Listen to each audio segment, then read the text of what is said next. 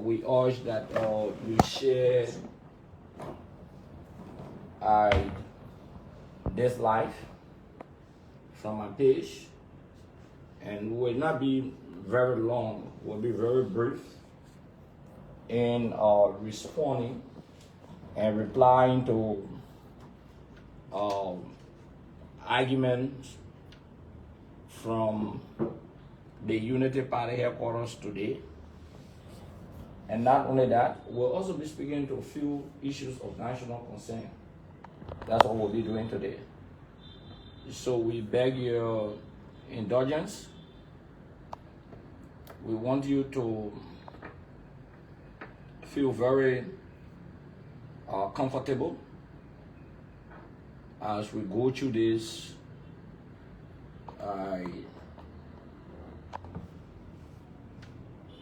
Just a minute, guys, just a minute.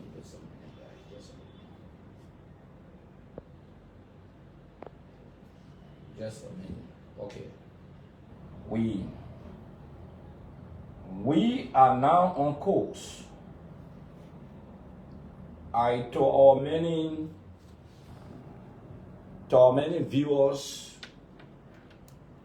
or many listeners out there, I would just want to briefly and quickly react to some of the unwarranted, unconstitutional statement from the Unity Party, and not just from the Unity Party, but conversations from other people who are reading the Constitution, not just Osada, but who are reading the Constitution to suit themselves and not to suit the interpretation of the law. And today we're not necessarily opening a classroom for those who don't understand the Constitution of the Republic of Liberia, but we will be able to provide to them some of the highest degree of education in terms of the law, in terms of political actions, in terms of political decisions that they think they can take. But let me say to you, distinguished ladies and gentlemen of the Fourth Estate, the nation is not only challenged, but the nation is running into a dangerous precedent under the Unity Party-led administration. The Unity Party that cried for 6 years and accused their predecessor of bad governance, of misrule, of constitutional abuses, etc. The Unity Party that jumped into the streets of Monrovia and supported uncountable protests and defended the rights of people to protest to the extent that they defended the rights of people who call for the government of the CDC to be violently overthrown. Yet they defended the rights of those people under the doctrine of free speech. Is the Unity Party today that is running away from legitimate protest action? Is the Unity Party today that is crying and on the political defensive and constitutional defensive? You know, when people are defenseless, like the Unity Party, they become indigenous creatures. Instead of the Unity Party rescuing Liberia, the party itself, along with the government, needs to be rescued, because the government has become an endangered species, an endangered creature that itself needs to be rescued by the people of the Republic of Liberia. Having said that, when I listened today and saw that the Unity Party announced that they have alliance of 20 political institutions, but they could not have all 5 political parties, including themselves, seated at the table. It speaks volumes of the disintegration and deformity of the quote-unquote loose alliance of political parties who supported the Unity Party in 2023. You saw them today that they could not generate more than 5 persons from 5 different political institutions. In fact, my understanding is that some of the people who spoke, they are Unity partisans in disguise and acting as if to say they represent other political institutions. However, we will deal with that subject matter subsequently. But ladies and gentlemen of the Fourth Estate and distinguished Liberians, the Unity Party has accused some members of the opposition of wanting to foment chaos in Liberia. Asma. The reason why I'm smart about it is that even people who supported the Unity Party are arguing that the failure of the Boyka-led administration to uphold, protect, and defend the Constitution of the Republic of Liberia in itself is chaotic and it's a recipe for chaos. I listened and I read Amara Corner's piece on his page. He also spoke about the issue of respect for the rule of law, and any attempt to drift is a recipe for chaos. He supported the Unity Party. Oh yes, Senator DeLong argued that the ruling of the Supreme Court is clear. A big supporter of the Unity Party. I see why the Liberty Party was not present today. Probably they don't want to be in that trash of the Unity Party of defiance to the Supreme Court ruling. But there are people who supported the Unity Party who are challenging the president's statement that he will work with Acarous. It's unfortunate after 44 years of governance by President Boyka, he has failed to read the Constitution of the Republic of Liberia. It's unfortunate that the acting chairman of the Unity Party, Senator Dabla Vapla, will hang on to Article 33 of the Liberian Constitution, but read it haphazardly. It's unfortunate that a counselor and a lawyer, the chairman of the MDR, who is the Minister of Labor, who should be protecting the laws of the Republic of Liberia as Minister of Labor and the counselor, will also join novices and misinterpret the Liberian Constitution, not knowing that Article 33 has 3 cardinal subject matters. To hold on to one of the 2 subject matters and don't discuss the rest of the 2 subject matters, it presupposes that the councillor, who is the chairman of MDR, doesn't understand that the Constitution provisions and lines of the Constitution sometimes are complementary. We don't have to open a constitutional class here today, but there are lines of the Constitution or provisions of the Constitution that are complementary, they buttress each other. Under the doctrine of that, what I saw today, when I saw one form of being who are now taken back to Obiem Sheikh Kuyate, a black money boy, who the CDC identified and could not give him a job because they didn't want the black money to go and steal. President Boyka gave him Liberia's diplomatic passport to go out there and deal with black money boys. For me to see this scream of people, I don't want to deal with the jingoists or the sloganers. Those are hungry young boys who are chanting slogans today. Even today, Sunday, they were not able to eat. The only time they will eat is when they go chant slogans, and at the end of the day, Dabla then take 5 or 10 United States and gave them. That's how they want this case to live. That's the kind of survival, a dangerous survival. That's what they want. But the group of people you saw down there today calling themselves political party, let me tell you who are they. They are called NAME, N-A-M-E. I will define what N-A-M-E means. NAME, National Association of Money Eaters, and group of job seekers. Let me repeat.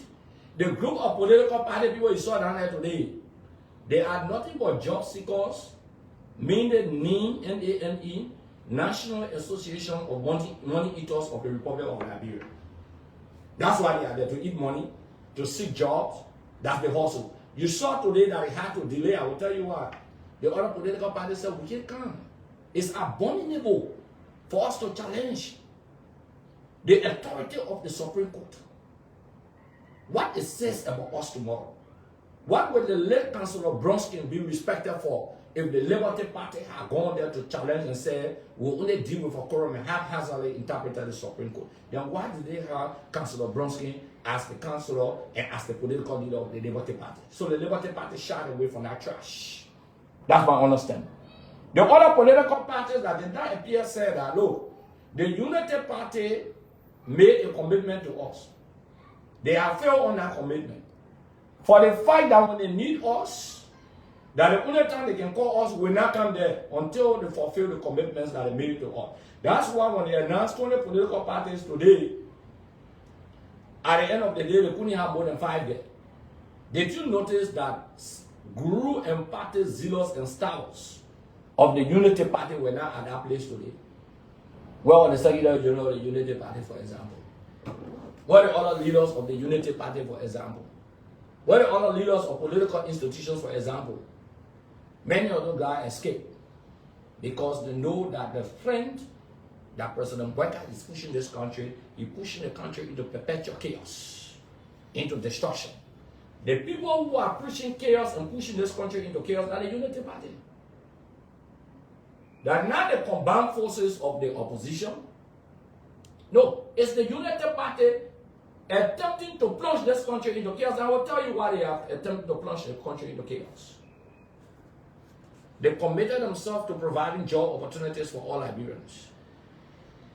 But they took jobs, they took tenure positions, they dismissed people who were on supplementary payroll that they should have incorporated. They went to the national security apparatus, the EPS, they cherry pick. They dismissed people. They have group of armed men who were trained by state resources that are parading and roaming around. A Unity Party doesn't care. They took them from the EPS. Oh yes, they say they're concerned about employment. How can you be concerned about employment? How can you be concerned about civil servants? How can you be concerned about health workers? How can you be concerned about other Liberians? For example, when you take the pimping boys from the street, you think you are harming the pimping boys alone? But you are harming the owners of those pimpings. You know how many Liberians own motorbikes? Do you know how many Liberians own motorbikes? They are harming those Liberians that say they believe in Liberianization, in Liberians providing jobs, in Liberians having businesses. They are depriving those Liberians. When you deprive the market people and beat them off the street, when tin prices are going up, skyrocketing, under the Unity Party black government, when the US data is high up, when the prices of petroleum products high up, when you put unjustifiable taxes on the Liberian people, that's a recipe for chaos. When you perpetually provide hardship upon the people of the Republic of Liberia, that's a recipe for chaos. Oh yes, Unity Party is inviting chaos. When you take jobs from people at the executive mansion who were on supplementary payroll and bring your policy and put them on the same supplementary payroll that you condemn, that's a recipe for chaos. When you take people from tenure positions and lie on them and blackmail them that they are criminals and you cannot take them to court, and take your people and appoint them as acting, and you compensate people who you took from tenure position that you are accused of being criminal, but you compensate them, that's a recipe for chaos. Oh yes, the Unity Party have failed that they are creating more recipe for chaos in our country. Not just that. When a president who does not respect the laws of the Republic of Liberia will boastfully challenge the authority of the judicial branch of government, a group of lawmakers who have a so-called speaker called a regime speaker will challenge the ruling of the Supreme Court and even suggest that they will impeach them and remove them. Oh, there's a recipe for chaos. No respect for the rule of law, a recipe for chaos. One of the greatest international concerns around the world is even entitled to aid for countries that respect for the rule of law. If you don't respect the rule of law, you don't respect women's rights and children, and you don't want to maintain peace and stability in your country, that chaos by itself. Our international partners are concerned about the stability of Liberia. If Liberia is not dwindling into chaos, it's not dwindling into chaos, it's not running into chaos, to dwindle. If this country is not in that position, Acarous will not send people here. Oh yes. You say Fonati is not speaker. But why President Boycott wants to talk to him? Why President Boycott begging him on bending knees? You say the man not speaker? If this speaker run the country, somebody talking about the budget today. Oh, then I mean the budget is illegal. Then I mean World Bank money they send to Liberia is illegal. That means all the things ratify is illegal. But who asked you to do that? A president who was sit and a speaker is now removed and send a communication to a regime speaker. Is that not a recipe for chaos? Is the action of the president of the Republic of Liberia that led to the burning of the Capitol building? The action of the executive caused the burning of the Capitol building.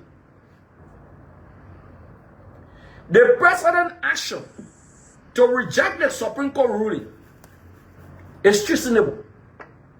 President Boycott should be charged for treason. Let me repeat.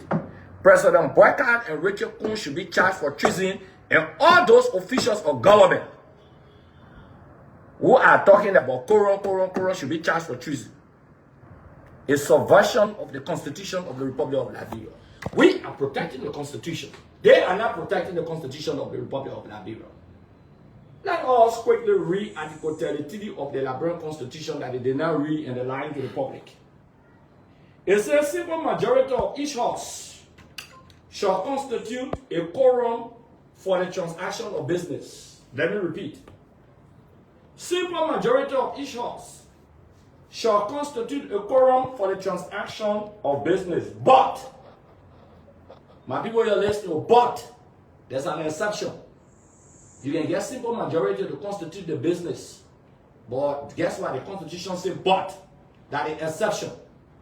They say you can eat a food, but you have to clean the table before you eat the food. So there's a precondition for simple majority. That's why I said there are three cardinal thematic concerns. The first thematic concern, simple majority can assemble for transaction. But,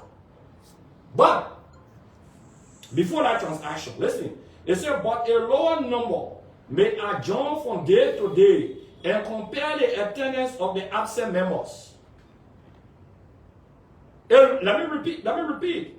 But a lower number may adjourn from day to day and compare the attendance of the absent members. They said, don't simple majority can conduct the business of the household, but that lower number, they ain't reach the simple majority.